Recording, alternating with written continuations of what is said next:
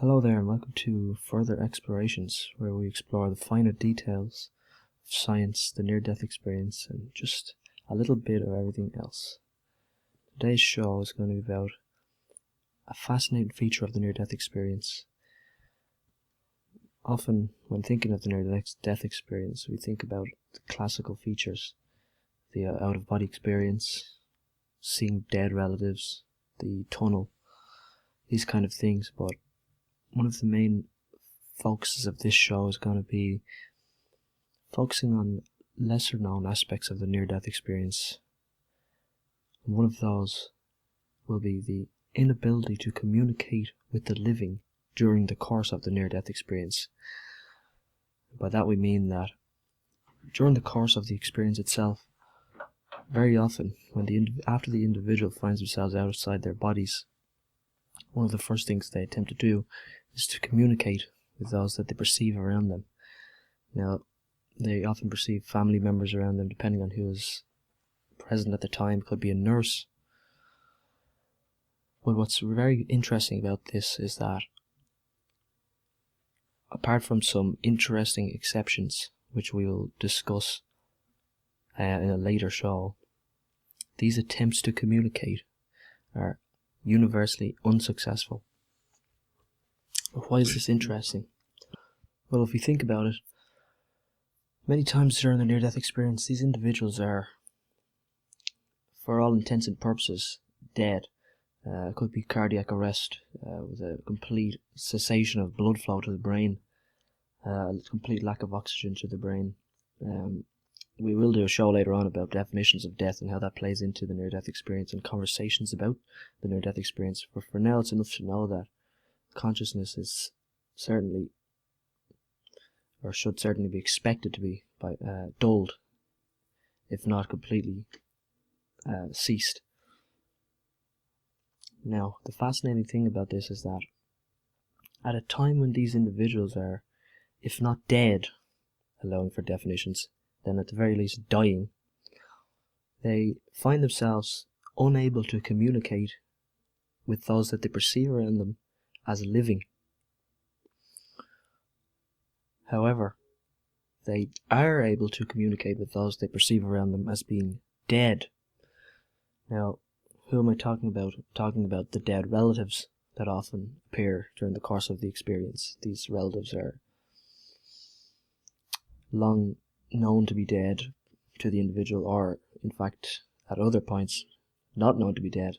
Sometimes the individual just finds out that a relative of theirs has died recently or further in the past. Or it could be some sort of spiritual being, maybe a religious figure, though that is rare, very rare actually, something that isn't spoken about enough, I don't think.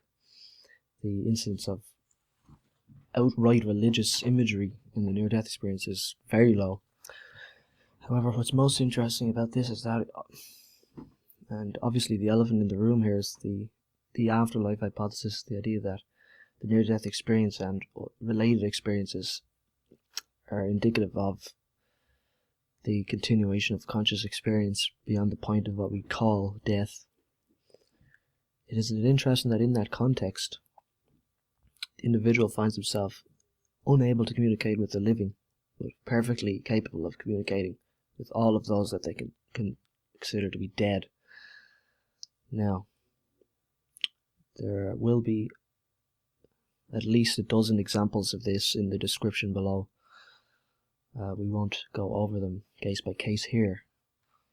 We will give a few examples of this just to kind of set the scene here.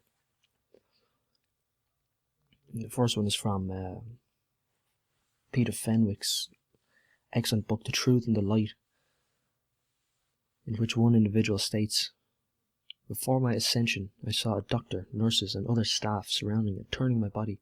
I shouted to them that I would come back and asked them not to destroy my body. They couldn't hear me, and I ascended gradually and left them." Another case from Michael Sabaum's Recollections of Death. The individual states, "One of the group I knew, and I remember distinctly trying to get him to stop from picking up those bodies. I couldn't do it, and all of a sudden I was back at the medevac place. And this continues in Sabam's work, when another individual states, I saw my physical face. It was about 4 feet below me and I could see it. I could see the doctors and nurses. They were busy. In fact, one nurse I could see looked at me right in the face. Just this far away, and he indicates how far away the nurse was from his face. I tried to say something, but she didn't say nothing. She was like looking at a movie screen that can't talk back, that doesn't recognize you're there. I was the real one, and she was unreal. That's the way I felt. What's interesting about that is that a common refrain during the course of near-death experience is the sense that the experience itself is the most real event that's ever happened in the individual's life. That so-called waking life is relatively drab in comparison, and generally feels unreal. Having experienced something as intense as the near-death experience, and this is actually a common feature of the mystical experience in general. Certain psychotropic drugs induce similar experiences. Certain forms of ritual, dance, drumming, these kind of things. One of the classical features of the mystical experience, a guy called Charles Tart, during his study on out-of-body experiences, states the same thing, that the sense is that is the real world and this is not. And just as a side note, it's interesting to consider the origins of something like duality, the concept of duality in religions, and how this may have played a role in that. But we won't talk too much about that today, that's for another show. However, to continue, apart from these cases that we've collected, and we've collected quite a lot of them, there will be a document which is complementary to this show, which will be linked in the description below. We actually carried out a survey of 100 cases taken at random from Jeffrey Long's excellent Near-Death Research Foundation archive.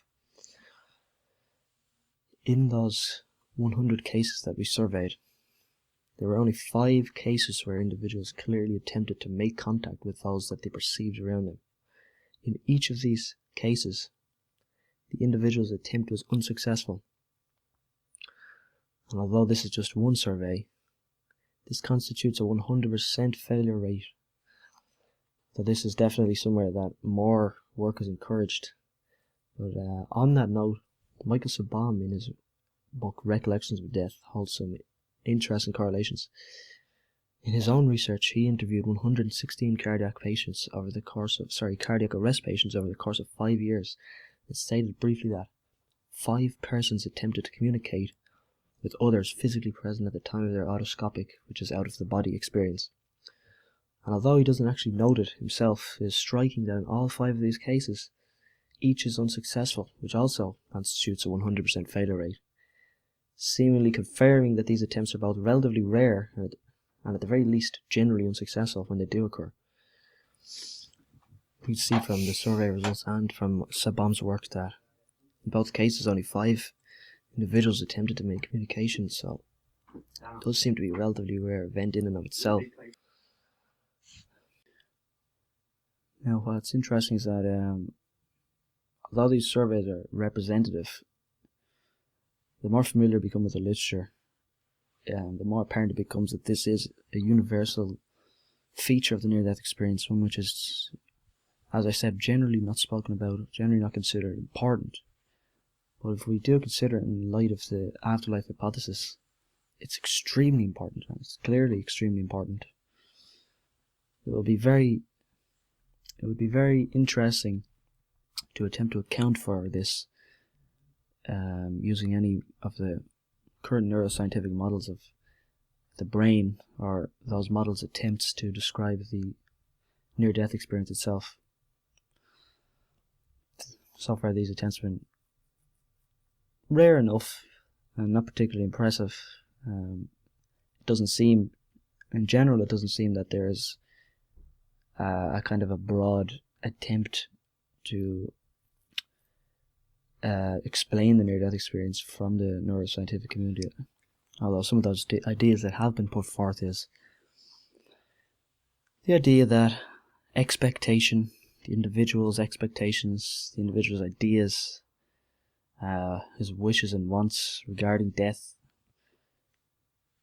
play into the experience, or in this case play a key role in the experience, generally dictate the direction of the experience. The evidence for this is pretty unimpressive, and while there is clearly a fascinating aspect of the experience which is driven by expectations, it will become clear in another show exactly what the relationship is between the expectation of the individual and the interaction with the world of the near-death experience itself, with that realm. There's also been the idea that the near-death experience, this is a highly reductionist idea, the idea that the near-death experience is somehow a comfort mechanism for the dying brain. It's somehow evolution has allowed the individual to die with the comfort of some sort of hallucinations. Of course, these kind of ideas are put forward without any evidence whatsoever, without any sort of descriptive models. They're just vague ideas, generally put forward by scientists and, I was going to say skeptics, but there's nothing inherently wrong with being skeptical, obviously, but there's a difference between skeptics, healthy skeptics, and those people who just are outright biased. And in this case, this is one of those ideas that are put forward by those types of skeptics who are just outright biased against the experience, because, as I said, there is absolutely no evidence for it, and of course the contents of the experience itself are completely contradict that. If we won't go into it too much, but just the aspect of what we're looking at right now, the idea that there could be any comfort taken from being completely unable to communicate with those people that you love during the course of the experience, is clearly, it's not a comforting thing, and oftentimes it does, I won't say often, but often enough to take note of, it does cause at least momentary distress, even though the general theme of the near-death experience is anything but distress. Oftentimes confusion is short-lived, and of course in and around the beginning of the experience itself. Now, what's important here is that it is definitely hard to get a grip of just how important and how ubiquitous this aspect of the experience is without something of a close relationship with the literature. These are the kind of things that become apparent having read a lot of it. But as I said, there's a lot of more cases included in the description, and it's something that we'll be doing more work on in the future. Something that we believe is very important to the conversation moving forward. Now, there isn't just an attempt to make verbal communication. The individual sometimes attempts to make physical communication, physical contact with his environment or those around him or her. Now, if it was rare that the individual attempts to make verbal communication, it's much rarer still that this type of case occurs, but it does occur. And we did actually complete another survey here of 100 randomly selected cases, and in those 100 cases there were just 2 instances of attempted physical communication with or interaction with the environment. Now again, it's important to keep in mind ideas that the experience is a creation of a dying brain or purely based on the expectations of the individual, because again we must ask ourselves what an individual would expect to be unable to physically interact with his environment or those around him, and what kind of mechanism, which apparently comforts the individual, would allow for that kind of situation to arise. Anyway, moving on, we're going to give a few more examples of this from the literature. 3 or 4 examples here, but again there'll be more included in the description. In one example here, I was in darkness for a while. Then I wanted to see my mother, who was in the waiting room, so I floated through a glass window and tugged at her arm. She couldn't hear or feel me. So in this case we have an example of being able to verbally and physically communicate. In another case from Ian Carter's Science and the Near-Death Experience, sorry, my mistake, Chris Carter's, we hear people were walking up from all directions to get to the wreck. I could see them, and I was in the middle of a very narrow walkway. As they came by, they wouldn't seem to notice me. They would just keep walking with their eyes straight ahead. As they came real close, I would try to turn around to get out of their way, but they would just walk through me. Again, we see the theme of almost like the individual is ghostly, like a ghost effect. What's interesting and something to keep in mind is that this is just normal people find themselves in highly abnormal situations, be it a car crash, be it a cardiac arrest. And these people they don't know each other. They're often separated by not just continents, but lifetimes. And yet, again and again, not just the classical features keep popping up, not just the tunnel, not just the out-of-body experience, but these lesser-known things. Again and again, the attempt to make physical and verbal communication is unsuccessful. Another case from Constance Kaluna's Strange But True.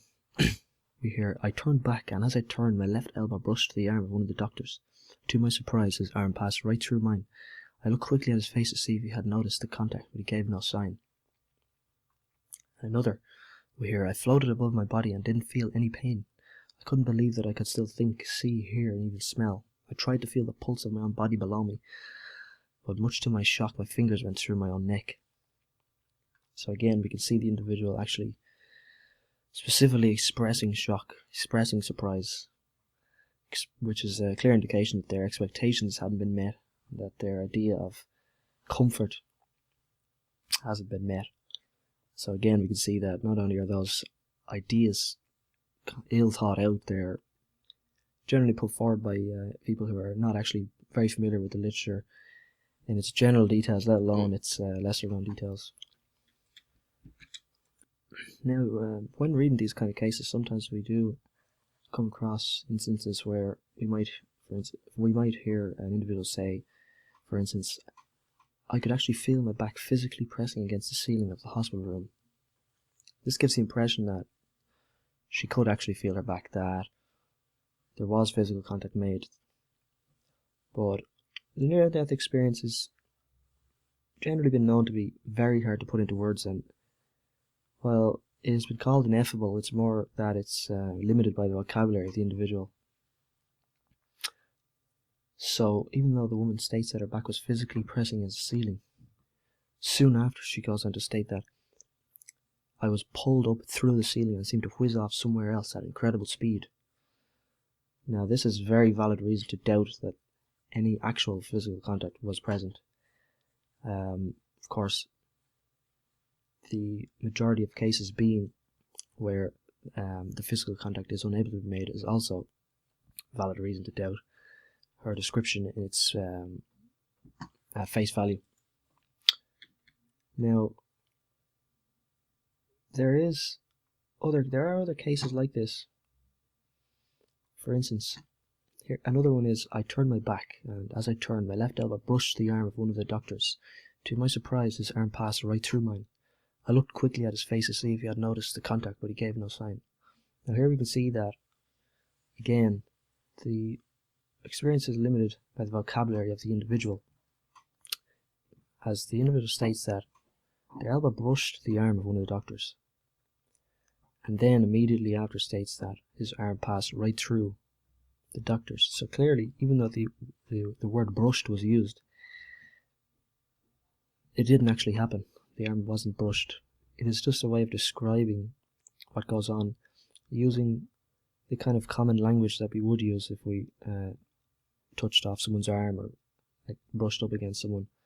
So you can see here that there is a precedent within which individuals state that certain things happen, but it isn't quite so black and white. And this is something that we'll be focusing on in our work as well, is just the specifics of language, how how people's descriptions of an experience can colour the experience in a way that isn't necessarily 100% accurate, and it seems almost conceited to say that, considering that I'm not the individual who actually had the near-death experience, but we've just shown a clear example of a use of language which is contradictory at face value, but when held up against the general literature is easy enough to make sense of. Now here we have a case from Sam Varghese work, There Is Life After Death, where the individual states, but when she went through my arm, she felt something that she could not describe except with an analogy. It was like when you hold two magnets together, you feel the force. She said that it was something like an electric sensation. She felt there was an electric field of some sort there, but there was no sensation of touch. Now here we have a case which shows that during the course of the experience, there is a precedent for a sensation that is an analog or analogous to touch itself. And there have been other cases of this reported, particularly in the general out-of-body experience literature. So here we have perhaps an explanation as to why some people, as in the previous cases, do make statements that gives the impression that they have made physical contact with things, later then contradicting themselves, showing they actually haven't. Perhaps they have had a sensation such as this electrical field type of sensation. It's definitely food for thought. It's definitely it's easy to we need to remember that the language of touch is definitely used to describe those kinds of sensations within the literature. So although actual contact hasn't been made, language might imply there had indeed been contact. Another case from Michael Sabom's work in this regard states that I actually remember grabbing the doctor. Nothing happened. Absolutely nothing. It was almost like he wasn't there. I grabbed and he wasn't there, or I just went through him or whatever. Now again, we clearly see that the individual used the word grabbing, which is simply their way of describing events in the same way they would in waking or non-NDE life, but then goes on to state that nothing happened, that they just went through him or whatever. So actually it does seem pretty conclusive that the use of language can definitely limit our ideas of the contents of the experience, unless we maybe analyze it a bit deeper, or think about it in terms of the literature itself, the broader literature. And there is a lot of it now. This kind of apparent contradiction is going to turn up again in future videos. It's something that we will deal with. It's something that we're very interested in, and definitely something to keep in mind moving forward.